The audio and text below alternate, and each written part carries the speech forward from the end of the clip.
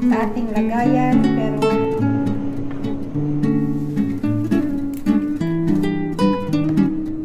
ang ating mango float.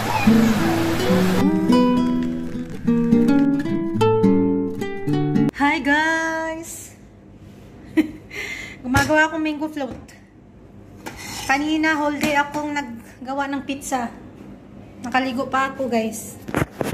Alam nyo, gumawa ka ng pizza, wala akong video. Finished product na lang pakita ko sa inyo. Ito, mango float.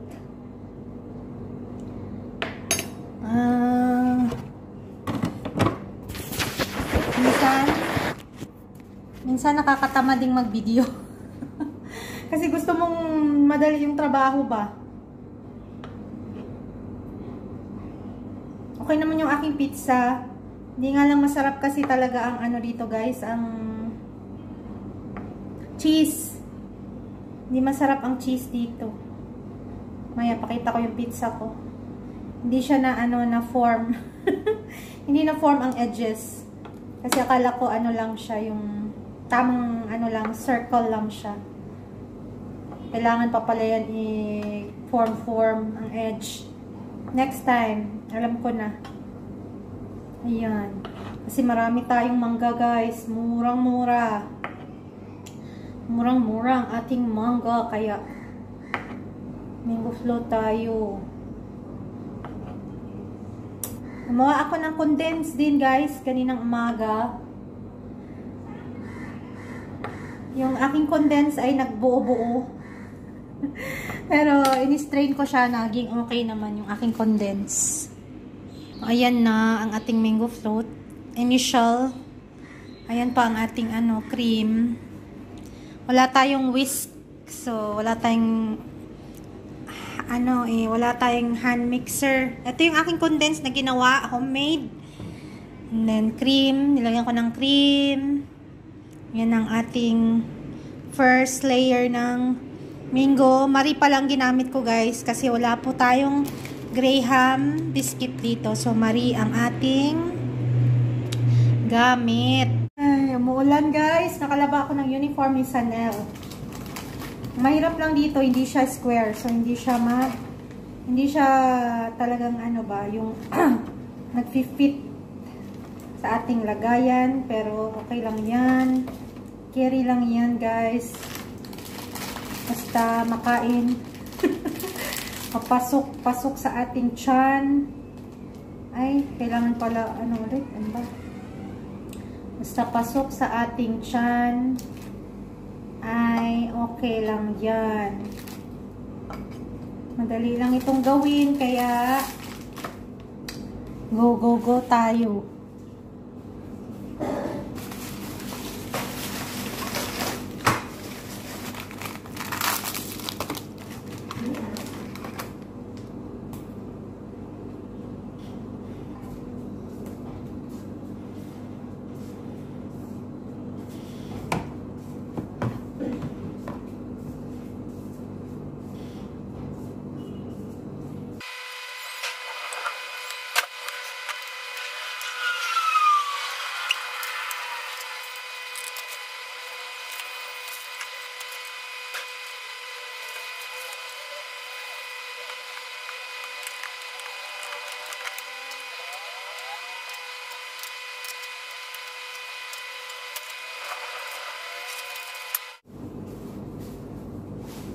Yo.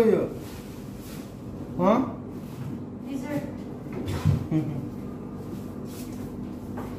Dessert. Dessert.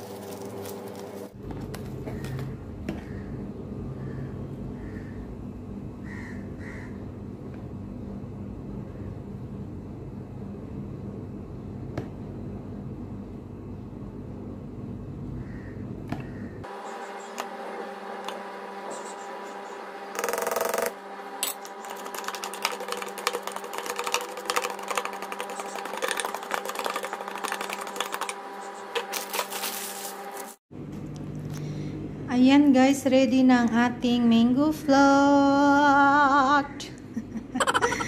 Saya, saya. Ito guys, yung pizza na ginawa ko sa mga bata. Parang kulang ng cheese. Hindi masarap ang mozzarella dito guys. Nagdagan ko na lang ng ng sliced cheese. Ha? Nancy, call me. Yes. Okay? Yes. Hi guys. Ha? Pauwi ng mga bata, umuulan naman. Ay, naku po, naku po.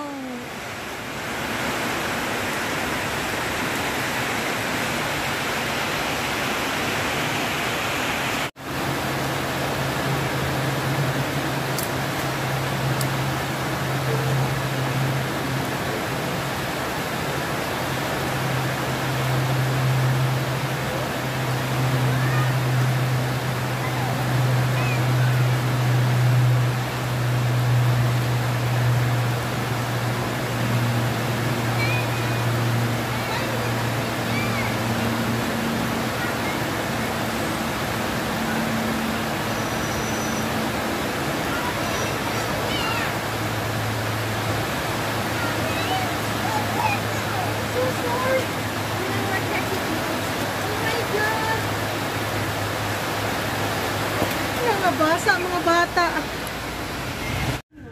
Hey guys, umuulan ulit tayo. May isang grupo sa taas, naka-customer tayo. Few days nang mahina guys. So umuulan ulit today. Si Kali, nilagyan ko ng mat. Hindi naman. Kali, hi, nilagyan ko ng mat. Di man na. Binungkag, gibungkag man na ani mo imong mat. Ay sa ayuhon na nako. Kasi gusto kong takpan yung hinigaan man niya, oy. Tulog siya. Binigyan ko siya ng biskit. Gusto niya pala yung maribiskit. Paano kaya to? Lagay ko na lang sa niya, sa higaan niya na lang to. Kasi gusto kong takpan itong sa yung papasukan ng tubig. Kasi gusto ko siyang iakyat sa taas, guys. Pag uulan, gusto ko siyang iakyat sa taas. Ayaw ni Subas. Kasi may mga guest. I-try ko ulit mamayang gabi pag tuloy-tuloy ang ulan. Gusto ko siyang iakyat sa taas. So, ang tawag dito, guys, umuulan ulit. Nabasa ako kanina kasi yung dagom pa ba, yung hindi pa naman umuulan. Bumili ako ng ng itlog. Ayun, halfway ng aking paglakad ayun, umulan na. At pag-uwi pala, umulan na. Ayun, basa ako. Basa ako guys kasi alam niyo yun, yung tamad magdala ng payong. Tapos si Babo kanina ay late nang dumating. Alas 5 na. Si Sanel andun sa kay Asmita. Tingnan nyo guys, may nabasag na lamesa. Ayan, kung kailan may nabasag, saka ni Subas ginanito. Sa kanya kinover. Wait, kuha akong payong guys. Hindi ko alam kung paano nabasag itong marble ito guys, pero nabasag. Baka tinungtungan ni Subas or sabi niya kasi nahulog. Paanong nahulog? Baka gialsa nila ba? Binuhat nila ito kahapon nung isang araw may nag-aayos ng light dito. Baka binuhat nila or nag-ano sila, inapakan. Ayan guys, hala. Nahulog yung cover. Napuno ng tubig yung mga tabon. Ayan guys, nabiyak talaga siya guys. Hunsa. Ayan, wait lang guys, tinawag ako ni Subas. So, ayun guys, nakaluto ako ng choyla. Dalawang plato order sa taas. Nagka-customer din. Kasi few days nang very slow tayo guys. So, very thankful pag merong customer. Pag sobrang busy naman nakakapagod. Pero mas okay yung sobrang busy guys kaysa wala. Ayun. So, kaya ko na magluto ng choyla as long as may nakakat na chicken. Si Subas ang nakakat. Kasi yung si Susmita dati, siya yung taga-cut eh. Ngayon, si Subash na. Kilos na talaga siya guys, as in kilos. And then, ayun. Ipapakilala ko sa inyo yung bagong staff next vlog. And then, ayun guys, yung nabasag na marble na lamesa. Hindi ko alam kung paano nabasag. Wala explanation si Subash sa akin. Feeling ko nagsisinungaling yan siya sa akin. Baka pinatungan nila yan or kasi imposible namang mahulog yan. Kasi sabi niya nahulog daw, fall down. Imposibleng mahulog. Bakit siya mahuhulog? Andyan lang siya, hindi naman busy. Siguro may ginawa yan siya. Uy, may ginawa siya dun sa lamesa. Kasi nga nung isang araw may nag-aayos ng ilaw dun sa labas. Siguro tinungtungan nila yan guys. Or hindi ko lang alam. Kasi posibleng mabiyak siya, ma-crack talaga siya in half ng ganun. Posible namang sa ulan yan masira, di ba? So kung walang force na nag-ano doon sa lamesa, na pumatong or talagang yung sinadya, hindi naman sinadya, pero parang carelessly na may pinatong or yung ganun guys ba? Kasi bato yan eh. I mean, matibay yan eh. Bakit biglang mabibiyak lang na ganyan? Biyak ba yan sa Tagalog? Ang buak in Bisaya?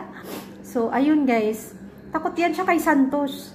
Malamang pag dumating yan si Santos, pagalitan yan siya guys. Pero yung sabi niya, ang sabi naman ni Subash ay pwede siyang ayusin. Pwede siyang dikit ulit. Ewan ko kung paano niya gagawin yan. So, ayun. Dapat maingat yan siya sa mga gamit. Kasi si Santos guys, maano yun.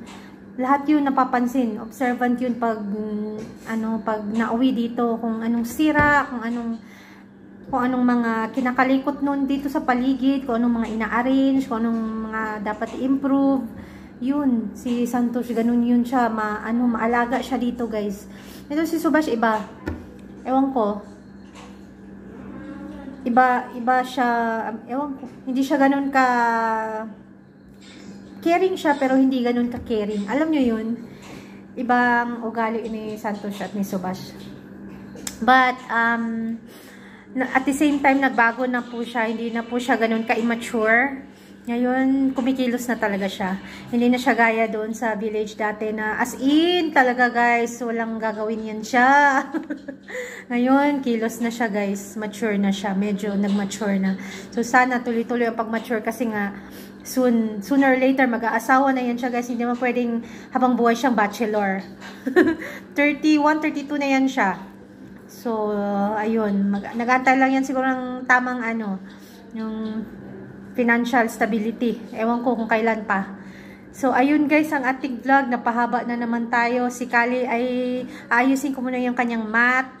At kung papayag si Subash, iakyat ko siya. Pag nag-ulan, tumuloy ang ulan. Kung hindi naman umulan, hindi na kailangan iakyat. So, ayun guys. Thank you all so much. Ayun lang ang ating vlog guys. Ang sarap ng mango float. Kasi hindi masyadong matamis. Masarap din pala yung Marie kahit walang grahams. So, ayun. Si Subash, nakatatlong bowl na maliliit. Grabe ang smile niya guys. Sobrang sarap daw. Sabi ko, tirhan mo si Sanel kasi para kay Sanel yan. Ginawa ko. Request ni Sanel. Hindi pa nakakain si Sanel. Si Subash nakatatlong nakatatlong servings na punong maliit na bowl. Kagabi pa at kaninang tanghali. So sabi, pag hindi ko siya pinigilan, uubusin niya yan guys. Alam niyo na. Sarap na sarap siya. So, ayun lang ang ating vlog. Maraming salamat sa inyong lahat, sa walang sawa ninyong suporta. Ayun, see you on my next vlog, guys. Be healthy, be happy, be safe sa inyong lahat. God bless everyone. Daghang salamat. Bye.